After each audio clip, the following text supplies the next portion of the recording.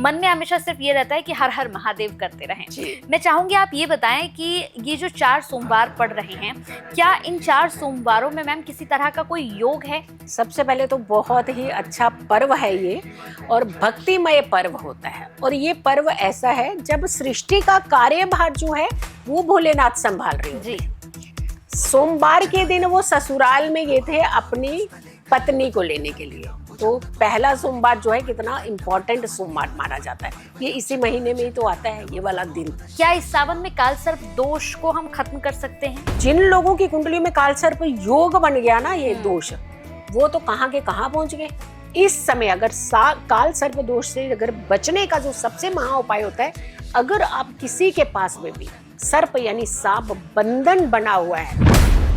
नमस्कार, बहुत बहुत स्वागत है आप सभी का हमारे खास कार्यक्रम में। मैं आप सभी के साथ हूं कंचन। आज का कार्यक्रम हमेशा की तरह बहुत ही ज़्यादा खास, एनर्जेटिक होने जा रहा है। आज के कार्यक्रम में बहुत ही महत्वपूर्ण विषयों पर हम चर्चा करने वाले हैं। क्योंकि सावन का महीना चल रहा है, तो सावन के महीने को लेकर भी कुछ सवाल होंगे और कुछ ऐसी रेमेडीज होंगी जो आपके लिए, अगर आप सावन में करते हैं तो आपकी किस्मत बदल सकती है, आपके जीवन में बदलाव आ सकता है, आपके जीवन में जो भी अड़चनें आ रही हैं, यूं समझिए कि वो सारी अड़चनें दूर हो जाएंगी। तो चलिए फिर इस खास कार्यक्रम की शुरुआत करते हैं। हमारे साथ जानी मानी ज्योतिष आचार्य जीतू जी हैं। बहुत बहुत स्वागत है मैम आपका। हर हर महादेव। हर हर महादेव मैम। तो चलिए फिर कार्यक्रम को शुरू कर रहे हैं। मैम, आज सबसे पहले मैं आपसे पूछना चाहूंगी, जैसे मैंने कहा कि सावन का महीना जो है वो शुरू हो चुका है और बड़ा पावन पूरा महीना रहता है ये, मतलब मन में हमेशा सिर्फ ये रहता है कि हर हर महादेव करते रहें। मैं चाहूंगी आप ये बताएं कि ये जो 4 सोमवार पड़ रहे हैं, क्या इन 4 सोमवारों में मैम किसी तरह का कोई योग है? इसके बारे में थोड़ा सा बताइए। जी, सबसे पहले तो बहुत ही अच्छा पर्व है ये, और भक्तिमय पर्व होता है। और ये पर्व ऐसा है जब सृष्टि का कार्यभार जो है वो भोलेनाथ संभाल रहे होते हैं। यानी श्री हरि योग निद्रा में और कार्यभार संभालेंगे भगवान भोलेनाथ। भगवान भोलेनाथ धरती का भ्रमण, पृथ्वी का जो भ्रमण है, सावन के महीने में ही करते हैं। सोमवार के दिन वो ससुराल में गए थे अपनी पत्नी को लेने के लिए। तो पहला सोमवार जो है कितना इम्पोर्टेंट सोमवार माना जाता है। ये इसी महीने में ही तो आता है ये वाला दिन, जो दिव्य दिन होता है। हर कोई भक्ति में रम जाना चाहता है। भोले हैं, बड़ी जल्दी आपकी इच्छाएं पूरी करते हैं। और सबसे पहले सावन की जो बात करें कि महीनों में जो 4 सोमवार पड़ने हैं उनके सबसे ज्यादा प्रिय हैं। और जो सोमवार तो उन्हें प्रिय हैं, लेकिन मंगलवार माँ पार्वती को बहुत प्रिय हैं। अच्छा। तो यहाँ पे कॉम्बिनेशन जो बना बहुत अच्छा बन रहा है। सबसे पहले सोमवार का अगर के हम कॉम्बिनेशन देखते हैं तो 3 ऐसे योग बन रहे हैं जो हमारे जीवन के कष्ट वैसे ही निकाल देते हैं। पहला योग देखिए आप कि चतुर्थी रहेगी, गणेश चतुर्थी। भगवान श्री गणेश का दिन, प्रिय दिन और प्रथम पूजनीय पहले देवता का दिन, उस दिन सोमवार पहला पड़ रहा है। दूसरा आयुष्मान योग, यानी आपकी आयु के कष्ट जो है वो दूर होते हैं। जैसे हम लोग घटना के शिकार हो गए, अकाल मृत्यु जैसे हम कहते हैं, चपेट में आ गए किसी ऐसी घटना में, तो ये दोष जो है वो खत्म होता है। इसमें आयुष्मान, आयु में वृद्धि होती है आपके। फिर आता है सौभाग्य, यानी आपके जीवन के अंदर सुख और समृद्धि देने वाला योग, यानी सुख पूरे जीवन के और समृद्धि यानी धन के कष्ट जो हैं वो सारे दूर होंगे। तो 3 ऐसे महायोग जो पहले सोमवार पे पड़ रहे हैं। फिर आ जाइए दूसरे सोमवार पे। अब इन सारी चीजें तो आपको दे दी भगवान जी ने। अब उन्होंने कहा कि इसको बढ़ाना कैसे है, और भी तो बढ़नी चाहिए ना। तो वृद्धि योग आ रहा है। दूसरे जो सावन आएगा, दूसरा सोमवार जो पड़ेगा, उसमें वृद्धि योग बन रहा है। अब तीसरा योग देखिए कि हमारे सपने होते हैं। अब सपने कैसे डिफाइन करते हैं? घर, गाड़ी, बंगला, यानी चीजें जो पहले मिली उन्होंने हमारी सुख सुविधाओं को बढ़ा दिया, वृद्धि कर दी। जो तीसरे सोमवार में वहां हमारा प्रिग योग बन रहा है। अब प्रिग योग कैसे बनता है कि सबसे बड़ी दिक्कत क्या होती है कि हम लोग अपने से परेशान नहीं है, हम लोग शत्रुओं से परेशान। हम लोग अपनी चीजों से दुखी नहीं होते हैं। हम ये कहते हैं कि जो सामने वाले आकर के नेगेटिविटी फैलाते हैं उससे हम बड़े दुखी हैं। कोई हमारी टांग खींच रहा है, कोई आगे बढ़ने नहीं दे रहा है। तो प्रिग योग में की हुई पूजा सबसे पहले शत्रुओं को शांत करेगी। अच्छा। और आपके वो सपने पूर्ण करेगी जो सपने आपके शत्रु आपके पूरे नहीं करने देते हैं। तो आपको यहाँ बचा दिया उन्होंने।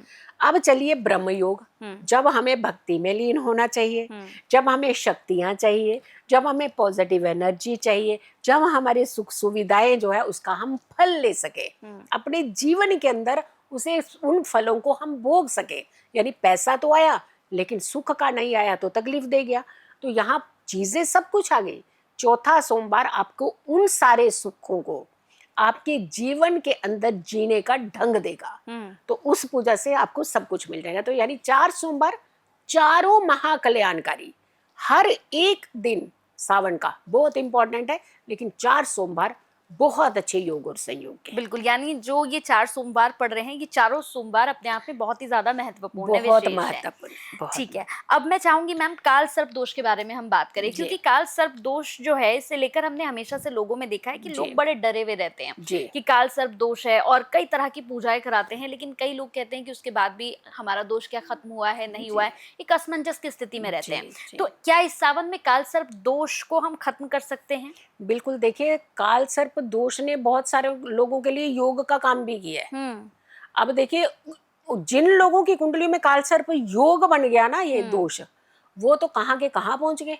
अच्छा, उनकी तो आप कल्पना भी नहीं कर सकते कि इतना आगे निकल गए जिंदगी में।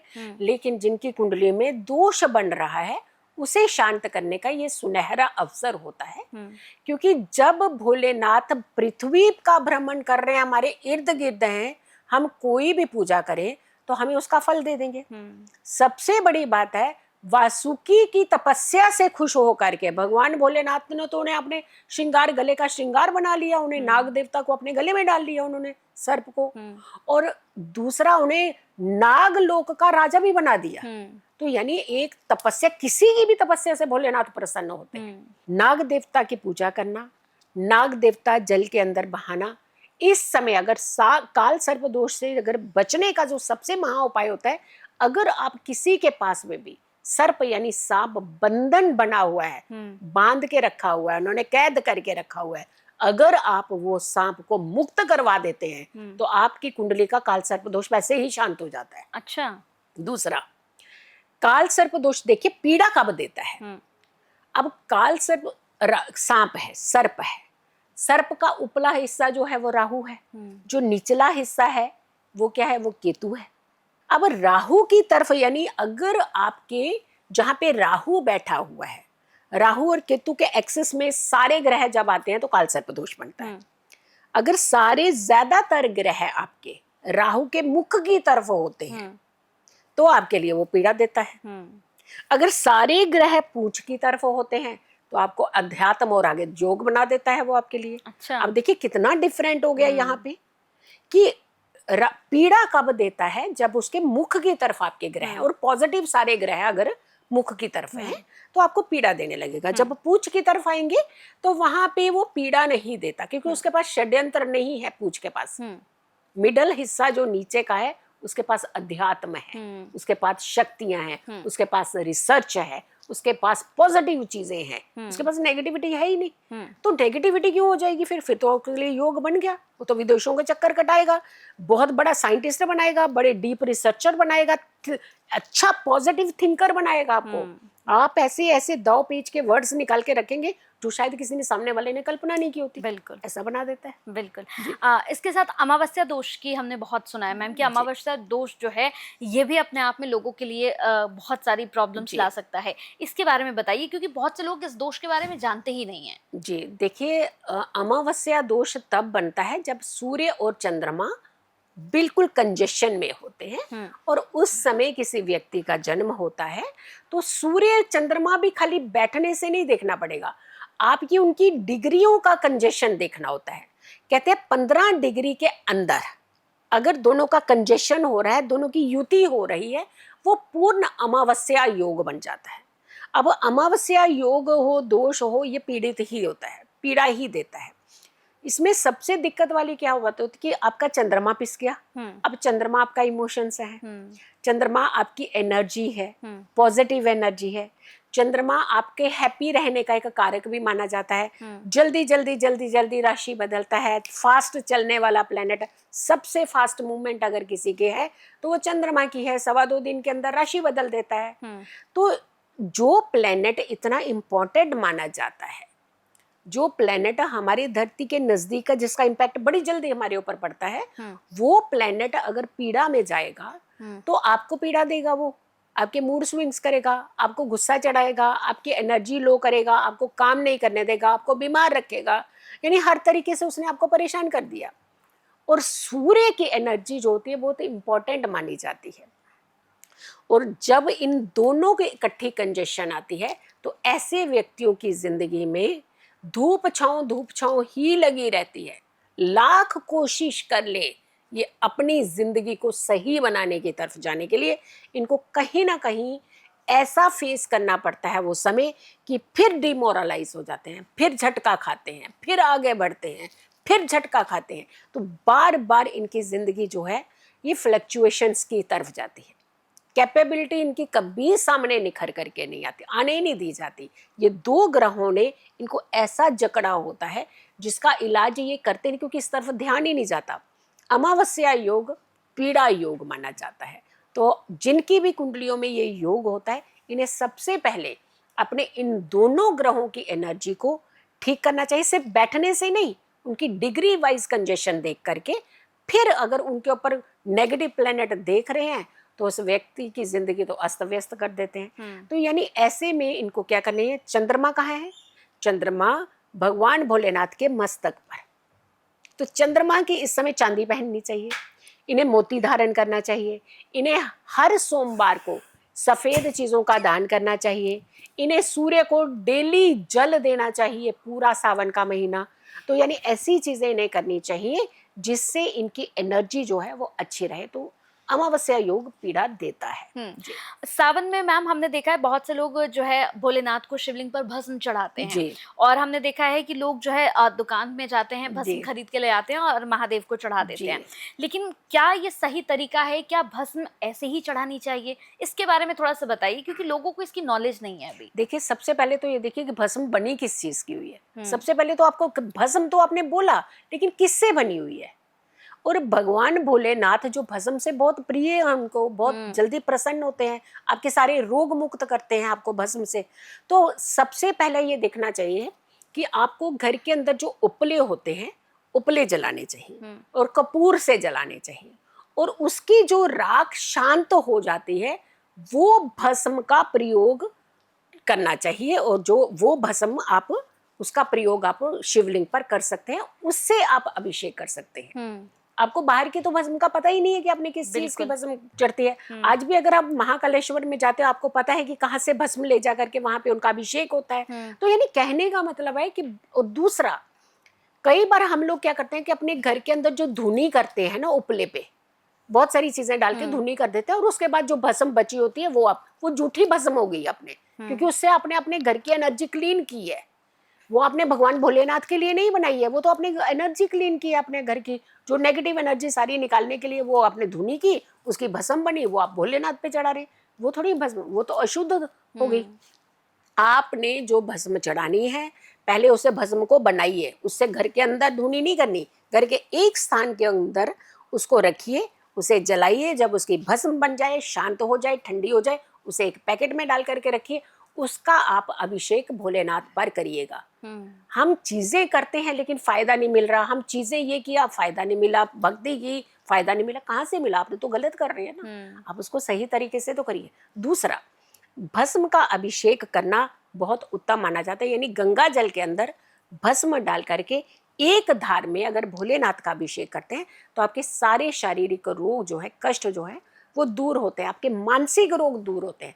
बड़े से बड़े रोग से अगर आप पीड़ित होते हैं तो इस समय अगर आप सावन के दौरान ये उपाय करते हैं, बहुत फलीभूत होते हैं। जी, बहुत से लोगों को हमने देखा मैम, वो मंदिर में जाते हैं और कंफ्यूजन में रहते हैं। मतलब कभी उन्होंने बेलपत्र चढ़ा दिया, फिर उन्होंने जल चढ़ा दिया, या पहले जल चढ़ा दिया, फिर फल चढ़ा दिए, फिर फूल चढ़ा दिए। मतलब कंफ्यूजन में रहते हैं, करना क्या। उन्हें लगता है कि कुछ भी कभी भी चढ़ा दो।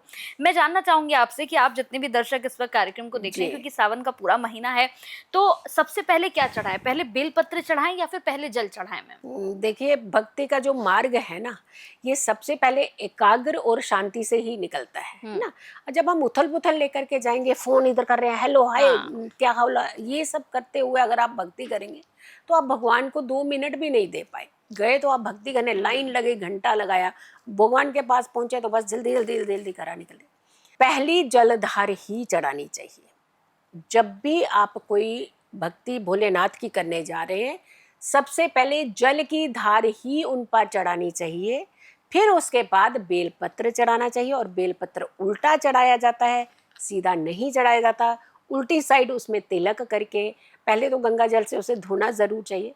कोई भी चीज़ आप भगवान भोलेनाथ पर चढ़ा रहे हैं उसे स्वच्छ करिए साफ पानी से, या फिर आपके पास जो गंगा जल है या किसी भी पवित्र नदी का जल है, सरोवर का जल है, आप वहाँ से भी ले सकते हैं। हम लोग क्या करते हैं, जाते हैं वहाँ मंदिर में, लोटा वहीं का, पानी वहीं का, भस्म वहीं की, तिलक वहीं का। तो आपने क्या किया वहाँ पे जाके? आप घर से लेकर के जाइए ना। आप चलिए, मैं कह रही हूँ सिर्फ शुद्ध जल ही ले जाइए। तो पहले तो जल अपने घर से ले जाया हुआ जल वो चढ़ाना चाहिए, और उसके बाद आपको बेलपत्र चढ़ाने चाहिए और अपनी भक्ति में रम जाना चाहिए। सिर्फ भगवान का ध्यान करिए उस समय आप छोड़ दीजिए। दुनिया में तो हम जी रहे हैं।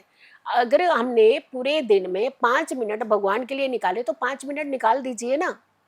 तो या फिर आप घर से ही बैठ करके ओम नमः शिवाय कर लीजिए। तो आपको इस तरीके से पूजा करनी चाहिए। बिल्कुल, एक और सवाल है मैम, ये सवाल मेरे खुद के मन का भी है, क्योंकि मैं भी जब मंदिर जाती हूँ तो जी हमने देखा है जब हम महादेव को जल चढ़ाते हैं तो उसके बाद नीचे से जो एक धार निकलती है जल की, तो हम लोग क्या करते हैं, कई लोग हाथ में उसे लेकर उसे वहीं पे पी लेते हैं, कुछ लोग अपने ऊपर उसे डाल लेते हैं। जी कई लोग, जैसे अगर मैं अपनी बात करूँ तो मैं लोटे में लेकर घर आ जाती हूँ, फिर परिवार के सभी लोगों को वो जल देती हूँ। तो क्या ये हमें करना चाहिए या फिर क्या हमें वहीं पी लेना चाहिए? ये कन्फ्यूज़न थोड़ा-सा हटाइए। देखिए, कायदे से देखा है, हर एक की अपनी अपनी वैसे मान्यता, हम किसी की मान्यता को ठेस नहीं पहुंचाना चाहते हैं। ये जलदार पीनी तो नहीं चाहिए, हाँ अपने ऊपर उसका छिड़काव ज़रूर कर सकते हैं। इससे आपकी बहुत सारी मानसिक चीज़ें जो हैं डिस्टर्ब जो होती हैं वो ठीक होती हैं। घर लेकर के आना चाहिए। घर के अंदर अगर कोई रोगी व्यक्ति है उसके ऊपर थोड़ा सा छिड़काव करना चाहिए। जो बच्चे डिप्रेशन के शिकार हैं उन्हें तिलक लगाना चाहिए। आप अगर के बहुत ज़्यादा रेस्टलेस है, नींद नहीं आती है कुछ लोगों को, उनके सिर की तरफ थोड़ा सा जल रख करके किसी पात्र में रखना चाहिए। तो यानी ऐसी चीज़ें जो होती हैं बहुत अच्छी मानी जाती हैं। लेकिन कई बार क्या होता है, हम देखा देखी की होड़ में हर चीज़ करते हैं।